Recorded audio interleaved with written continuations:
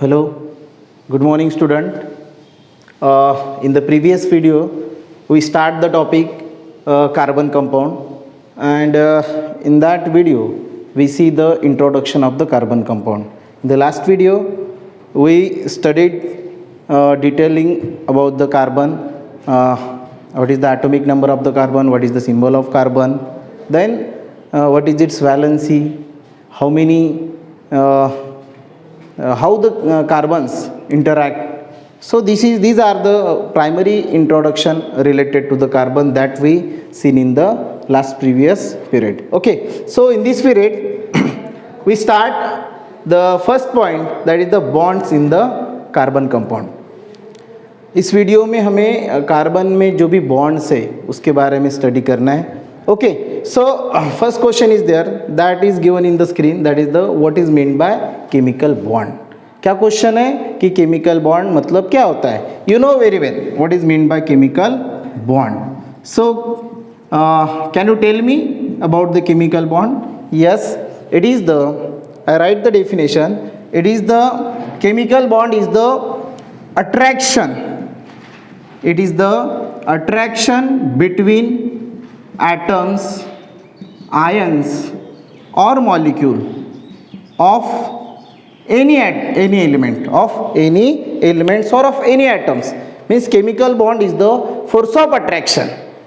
We can say that it is the force of attraction between the ions, between the atoms or molecule. That is called the chemical bond. So what it mean? In the chemical bond there is a intermolecular forces of attraction, and by which they attract to each other, or two atoms, two ions or two molecules are attract by a particular type of force, and that force is called as the chemical bond. Understand what is meant by the chemical bond? Chemical bond is the force of attraction between the atoms, between the ions or molecules.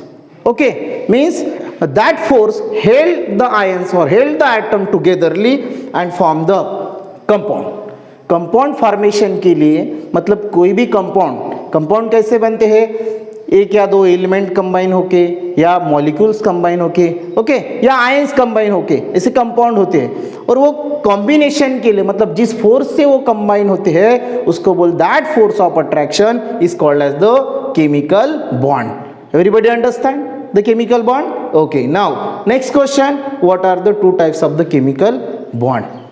Okay, in the previous chapter we studied about the ionic bond or the ionic compound.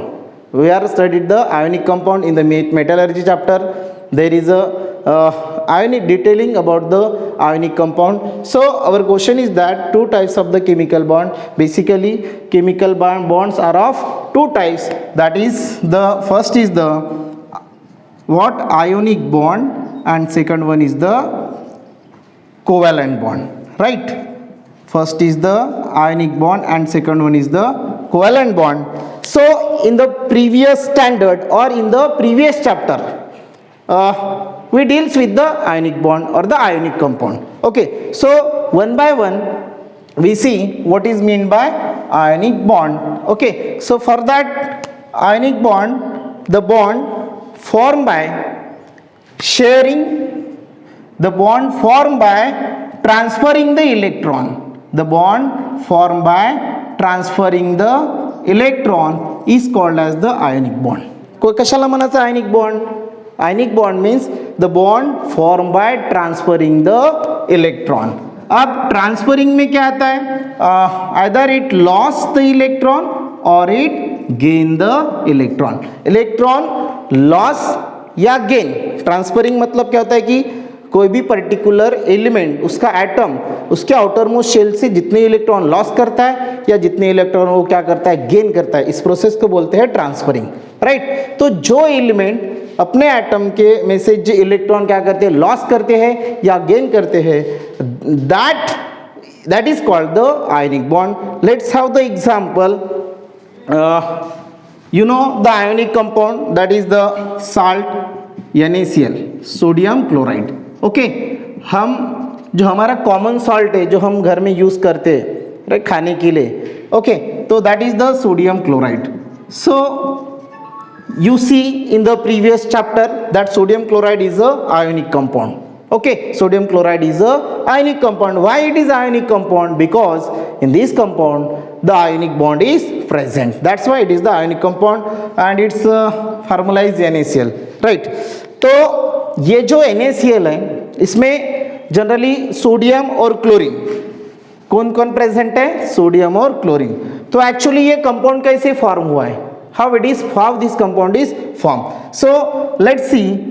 Sodium, the atomic number of the sodium is 17. Okay, so what is the electronic configuration? It is the 281. Its atomic number of the sodium is 11, sorry, and its electronic configuration is 281.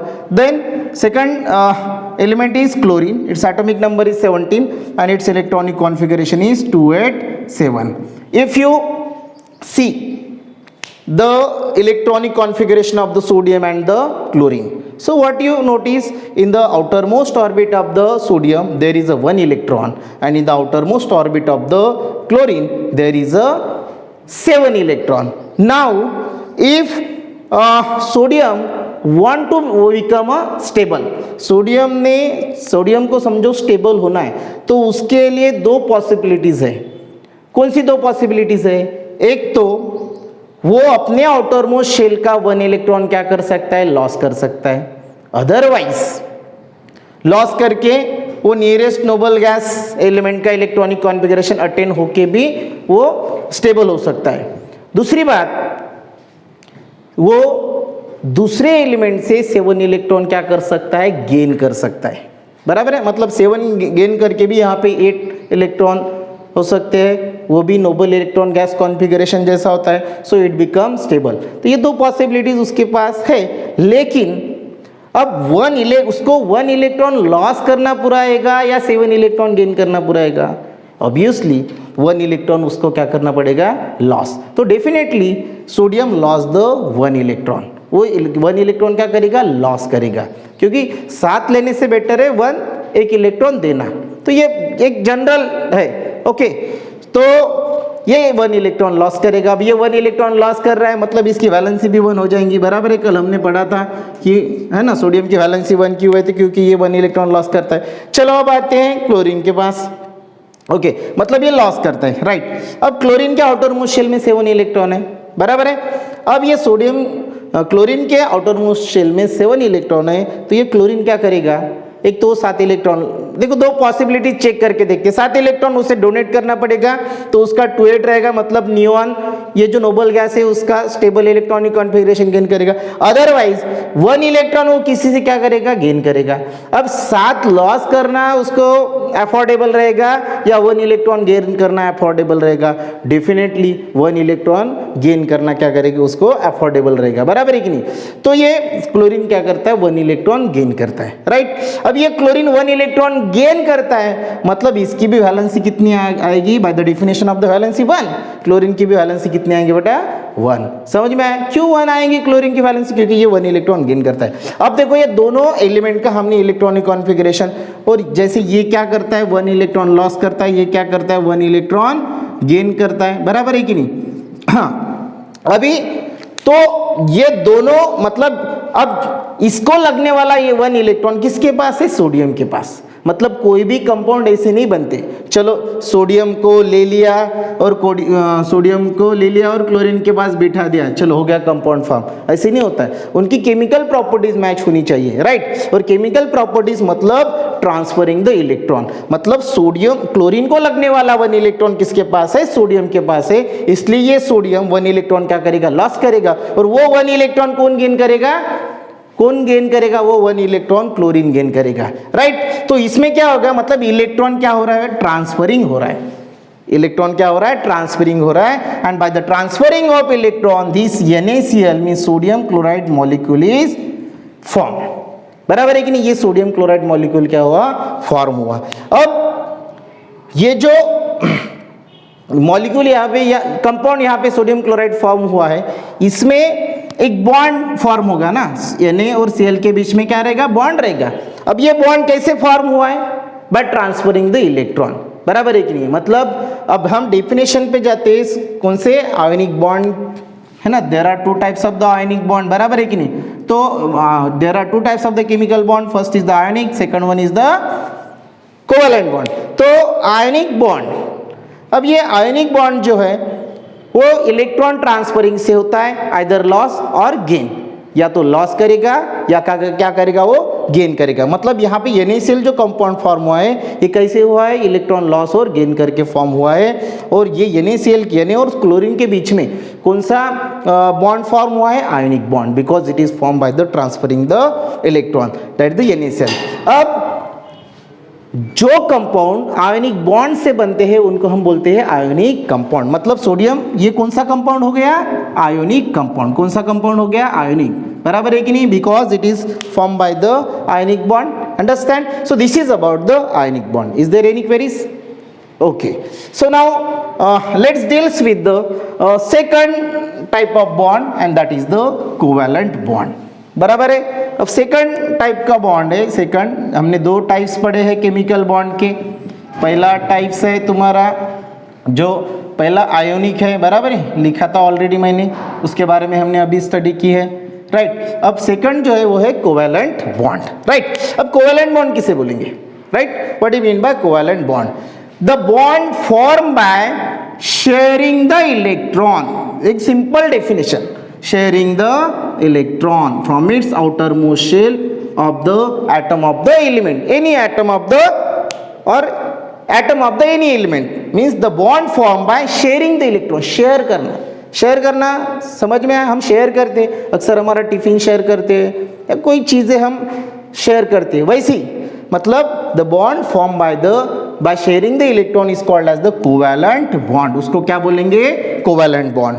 और जो compound ऐसे form होते हैं उनको क्या बोलेंगे हम, covalent compound, बराबर है कि नहीं। जो कंपाउंड कोवेलेंट बॉन्ड से फॉर्म होते हैं उनको क्या बोलेंगे हम बेटा, कोवेलेंट कंपाउंड, बराबर है कि नहीं। उन कंपाउंड को क्या बोलेंगे हम, covalent compound, right. So we are talking about the covalent bond. So let's see how the covalent bond is form. Let's take the example, इसके बारे में हमें बाद में डिटेल्स में पढ़ना भी है, बराबर है कि नहीं, क्योंकि कार्बन में ज़्यादातर कोवेलेंट बॉन्ड ही है, मतलब carbon compound are bonded by the covalent bond. Okay, so let's see the example of the methane. आपने देखा है कि मीथेन का फार्मूला है CH4। Okay, so how it is form, CH4 hydrogens are there. Okay, now in the outermost shell of the carbon के outermost shell में आपको पता है इलेक्ट्रॉनिक कॉन्फ़िगरेशन हमने कल देखा था, 4 इलेक्ट्रॉन है, बराबर है, मतलब कितने फ्री इलेक्ट्रॉन है कार्बन के पास, 4। अब हाइड्रोजन का आप देखते हो, हाइड्रोजन का एटॉमिक नंबर 1 है, इलेक्ट्रॉन 1 है, तो उसके आउटरमोस्ट शेल में 1 इलेक्ट्रॉन है, मतलब हर एक हाइड्रोजन के पास कितने इलेक्ट्रॉन है, 1 इलेक्ट्रॉन है, राइट। हर एक हाइड्रोजन के पास कितने इलेक्ट्रॉन है, 1। अब कार्बन के पास कितने फ्री इलेक्ट्रॉन है, 4, और हाइड्रोजन के पास कितने फ्री इलेक्ट्रॉन है, 1, बराबर है कि नहीं। अब यहाँ पे क्या होता है, मीथेन मॉलिक्यूल कैसे फॉर्म होता है, यहाँ पे देखो ये 4 इलेक्ट्रॉन मैंने यहाँ पे नॉमिनेट किए, ये कार्बन ये 1 इलेक्ट्रॉन ये इस हाइड्रोजन के 1 इलेक्ट्रॉन के साथ शेयर करता है, देन कार्बन का ये इलेक्ट्रॉन इस हाइड्रोजन के इलेक्ट्रॉन के साथ शेयर करता है, ये इसके साथ शेयर करता है, ये इसके साथ शेयर करता है। मैंने कार्बन की इलेक्ट्रॉन डॉट, बराबर है कि नहीं, डॉट से दिखाए हैं, और हाइड्रोजन इलेक्ट्रॉन क्रॉस से दिखाए, इसको ही डॉट क्रॉस स्ट्रक्चर बोलते हैं, वो आगे हम देखने वाले, इसको क्या बोलते हैं, डॉट क्रॉस स्ट्रक्चर। एग्जाम में क्वेश्चन पूछा जाता है, right the dot cross structure of the methane, right the dot cross structure of the ethane, ये लास्ट सिलेबस में था, मतलब डॉट क्रॉस। अभी तो डॉट स्ट्रक्चर ही आता है, अभी तो हाइड्रोजन के लिए भी डॉट ही लिया जाता है। अब रिसेंटली जो बुक लॉन्च हुई है डॉट क्रॉस स्ट्रक्चर के बारे में भी दिया है, लेकिन आपकी किताब में जो एग्जाम्पल दिए हैं वो डॉट से ही दिए, मतलब हाइड्रोजन का भी इलेक्ट्रॉन डॉट से डोनेट किया है और कार्बन का भी इलेक्ट्रॉन डॉट से डोनेट किया है, फिर भी डॉट क्रॉस स्ट्रक्चर भी बनाने के लिए आपको बोल सकते हैं। So dot is the electron of carbon and cross is the electron of hydrogen. अब यहाँ पे जो स्ट्रक्चर यहाँ पे बना है उसको हम डॉट क्रॉस स्ट्रक्चर बोलेंगे, राइट। तो इसमें क्या हुआ है कि कार्बन ने अपने जो 4 इलेक्ट्रॉन हैं, जो उसके पास 4 फ्री इलेक्ट्रॉन थे, वो उसने क्या किए हैं, 4 हाइड्रोजन के साथ क्या किए, शेयर किए हैं, मतलब 4 हाइड्रोजन के 1 इलेक्ट्रॉन के साथ क्या किए हैं, शेयर किए हैं। मतलब अब इसमें क्या फॉर्म होगा, अभी इसमें क्या होगा, चलो यहाँ पे ये इलेक्ट्रॉन और ये इलेक्ट्रॉन, इनके बीच में क्या फॉर्म हो रहा है, बॉन्ड फॉर्म हो रहा है। लेट्स सी, कार्बन और हाइड्रोजन के बीच में क्या फॉर्म है, ए यहाँ पे एक बॉन्ड बॉन्ड बॉन्ड, राइट, मतलब क्या फॉर्म हो रहा है वहाँ पे, बॉन्ड। अब ये जो मतलब ये इसके और इसके बीच में एक बॉन्ड, इसके और इसके बीच में एक बॉन्ड, इसके और इसके बीच में एक बॉन्ड, इसके और इसके बीच में एक बॉन्ड, मतलब ये 4 बॉन्ड फॉर्म हुए हैं कार्बन और हाइड्रोजन के बीच में। अब ये जो बॉन्ड कार्बन और हाइड्रोजन के बीच में फॉर्म हुआ है, इसमें 1 इलेक्ट्रॉन हाइड्रोजन का है और 1 इलेक्ट्रॉन किसका है, कार्बन का है। मतलब ये जो 4 बॉन्ड फॉर्म हुए कैसे हुए, शेअरिंग से। कसे झाले 4 बॉन्ड फॉर्म, याच्यामध्ये शेअरिंग करून झाली की नाही, म्हणजे एक इलेक्ट्रॉन कार्बनचा, एक हायड्रोजनचा, एक कार्बनचा, एक हायड्रोजनचा, एक कार्बनचा, एक हायड्रोजनचा, आलं लक्षात? Okay, so in this way this 4 bonds are form by the sharing the electron, not transferring, it's sharing. मतलब उन्होंने क्या किए हैं, 2 एलिमेंट ने अपने अपने 2 एलिमेंट के एटम में अपने अपने इलेक्ट्रॉन क्या किए बेटा, शेयर किए। तो ये हो गया, इसको हम इस बॉन्ड को क्या बोल सकते हैं हम, कोवैलेंट बॉन्ड। इसको क्या बोलेंगे हम, कोवैलेंट बॉन्ड। अब मतलब जो कंपाउंड कोवैलेंट बॉन्ड से प्रिपेयर्ड होते हैं या फॉर्म होते हैं उनको हम क्या बोलते हैं, कोवैलेंट कंपाउंड, बराबर है कि नहीं? अब कार्बन के बारे में हम सोच रहे हैं। Okay, so these are the 2 types of the bonds, right? There are 2 types of bond, ionic and the covalent bond. I think you may understand very well. Okay, now we are talking about the carbon. अब carbon मतलब carbon में covalent bond present रहता है। और last year previous standard मतलब 9th में हमने एक इलेक्ट्रिकल कंडक्टिविटी चेक की है, ग्लूकोज और यूरिया, है ना, ग्लूकोज और यूरिया ये 2 कार्बन कंपाउंड है, पता है आपको। 9th में एक्सपेरिमेंट आपने किया होगा, ग्लूकोज राइट और यूरिया, इनकी टेस्ट की है प्रैक्टिकल में हमने कि इनका इलेक्ट्रिकल कंडक्टिविटी चेक किया है। तो ऐसा नोटिस हुआ है कि they are not a good conductor of the electricity, है ना, वो इलेक्ट्रिसिटी जनरली कंडक्ट करते नहीं है, मतलब they are the bad conductor of electricity. तो इसका मतलब ये होता है कि carbon compounds are the bad conductor of the electricity. वो लास्ट ईयर हमें पता चला कि कार्बन कंपाउंड, हम कार्बन कंपाउंड के बारे में सोच रहे हैं तो ये कार्बन कंपाउंड है। लास्ट ईयर के प्रैक्टिकल एग्जाम मतलब प्रैक्टिकल था हमारा या ये कोई तो भी एक्टिविटी थी, उसमें हमने इनकी टेस्ट चेक की है, तो इलेक्ट्रिकल कंडक्टिविटी टेस्ट की है। तो क्या ये कि ये they are a bad conductor of electricity और the poor conductor of the electricity. तो इससे पता चलता है कि most of the carbon compound are poor conductor of electricity. Generally जो कार्बन कंपाउंड है उनका जो मेल्टिंग पॉइंट है वो it is melting point, it is lower than 300 degree Celsius, है ना। मतलब कार्बन जितने भी कार्बन कंपाउंड है, most of the carbon compound उनका जो मेल्टिंग पॉइंट हो वो 300 डिग्री सेल्सियस से कम है, बराबर है कि नहीं? अभी यहाँ पे एक चार्ट आपको दिखाई दे रहा है, ओके। तो इसमें कुछ कार्बन कंपाउंड है ना, तो उनके मेल्टिंग और बॉइलिंग पॉइंट आपको दिए हैं, बराबर है।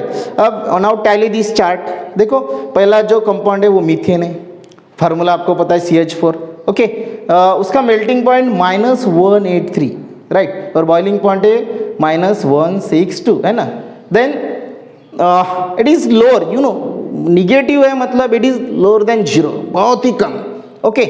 उसके बाद इथेनॉल का आप देख सकते हो, ethanol is a 1 type of alcohol, CH3CH2OH, इसका भी माइनस मतलब मेल्टिंग पॉइंट देखो कितना है। अब मेल्टिंग पॉइंट और बॉइलिंग पॉइंट आपको पता है, आपने 8th में पढ़ा होगा, 7th में पढ़ा होगा, 9th में पढ़ा होगा, ओके। तो उसके बारे में तो ठीक है, पता है आपको मेल्टिंग पॉइंट किसे बोलेंगे और बॉइलिंग पॉइंट किसे बोलेंगे, वेरी सिंपल कंसेप्ट। अब इनकी जो वैल्यूज है हम देखेंगे, इसका 117 -117, इसका बॉइलिंग पॉइंट है इथेनॉल का 78। उसके बाद क्लोरोफॉर्म आया है ना, CHCl3 उसका है ना, क्लोरोफॉर्म, यू नो क्लोरोफॉर्म है ना, बेशुद्ध करण्यासाठी जनरली माहिती आहे ना तुम्हाला, क्लोरोफॉर्मचा जनरली यूज केला जातो, ओके। उसका भी मेल्टिंग पॉइंट -64 और उसका बॉइलिंग पॉइंट है 61।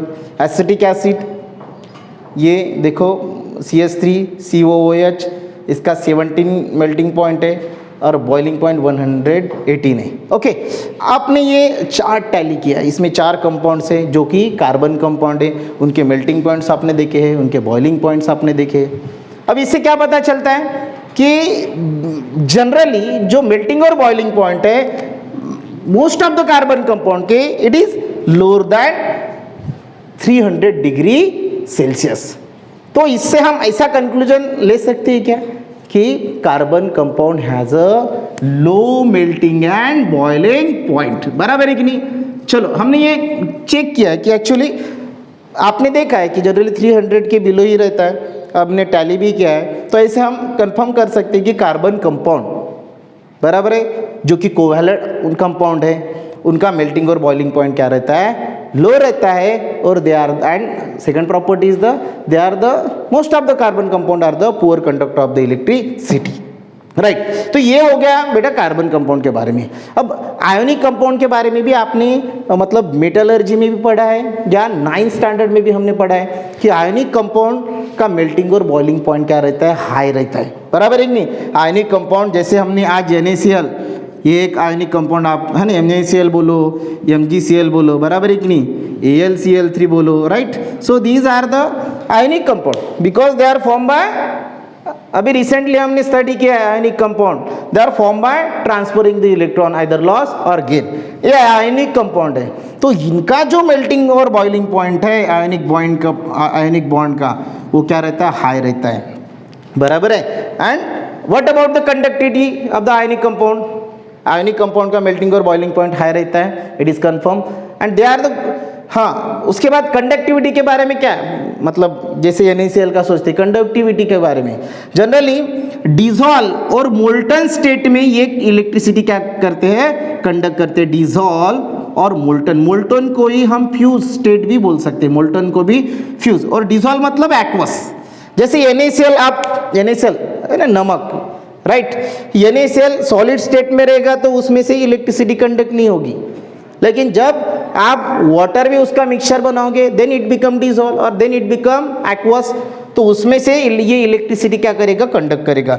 और मोल्टन और फ्यूज स्टेट है ना, मोल्टन और फ्यूज स्टेट कब होता है कि जब आप सॉलिड को डायरेक्टली क्या करोगे, हीट करोगे, हीट करने के बाद जो स्टेट्स उसकी फॉर्म होती है उसको बोलेंगे मोल्टन। तो आयनिक कंपाउंड डिजॉल्व और मोल्टन स्टेट में इलेक्ट्रिसिटी कंडक्ट करता है। चलो 2 पॉइंट हमने यहाँ पे कंपैरेटिवली स्टडी किए हैं आयनिक और कोवैलेंट कंपाउंड के, बराबर है। कोवैलेंट कंपाउंड को हम मतलब कार्बन कंपाउंड भी डील कर सकते हैं क्योंकि कार्बन कंपाउंड में कोवैलेंट बॉन्ड है, ओके। तो आयनिक कंपाउंड का मेल्टिंग पॉइंट हाई है बराबर है, और आयनिक कंपाउंड डिजॉल्व और मोल्टन स्टेट में इलेक्ट्रिसिटी क्या करता है, कंडक्ट करता है। लेकिन जो कार्बन कंपाउंड है या कोवैलेंट कंपाउंड है उनका मेल्टिंग पॉइंट क्या है, लो है, मेल्टिंग और बॉइलिंग पॉइंट दोनों क्या है, लो है। And they are the bad conductor of the electricity और most of the carbon compound are poor conductor of the electricity, बराबर है। तो ये हाँ, ये कैसे पता चला पुअर कंडक्टर, मतलब 9th में जो यूरिया और ग्लूकोज का कंडक्टिविटी टेस्ट हमने कंडक्ट किया है उसमें से हमें ये पता चला है, बराबर है, okay. So this is about the ionic bond and the covalent bond, okay. So from this we got a conclusion that the carbon compound lack the ionic bond, मतलब कार्बन कंपाउंड आयंस फॉर्म नहीं करता है या उसमें ionic bond नहीं रहता है, और उसमें जो बॉन्ड है या उसमें जो फोर्स ऑफ अट्रैक्शन है वो क्या रहता है, वीक रहता है, बराबर है कि नहीं। कार्बन कंपाउंड में जो फोर्स ऑफ अट्रैक्शन रहता है वो क्या रहता है, वीक रहता है। इसलिए जो कार्बन कंपाउंड से वो इजीली क्या होते हैं, ब्रेक होते हैं, है ना। उसमें जो बॉन्ड है वो क्या रहता है, वीक रहता है because of the weak intermolecular forces of attraction. और आयनिक बॉन्ड का हम देखते हैं या आयनिक कंपाउंड का हम देखते हैं तो उसमें जो फोर्स ऑफ अट्रैक्शन है वो क्या रहता है, स्ट्रांग रहता है, because ions are strongly attracted to each other, हाँ strongly attracted to each other, इसलिए आयनिक कंपाउंड इजीली ब्रेक नहीं होते हैं, इसीलिए तो उनका मेल्टिंग और बॉइलिंग पॉइंट क्या रहता है, हाई रहता है, किसका, आयनिक कंपाउंड का। लेकिन कोवैलेंट कंपाउंड में जो बॉन्ड्स है वो वीक रहता है, there is a weak intermolecular forces of attraction, इसलिए दे कैन इजीली ब्रेक, इसलिए उनका मेल्टिंग और बॉइलिंग पॉइंट भी क्या रहता है, कम रहता है। सो मतलब carbon compound lack the ionic bond. So this is all about the bonds in the carbon compound, okay. So the remaining portion that we will see in the next period related to the carbon compound. Thank you.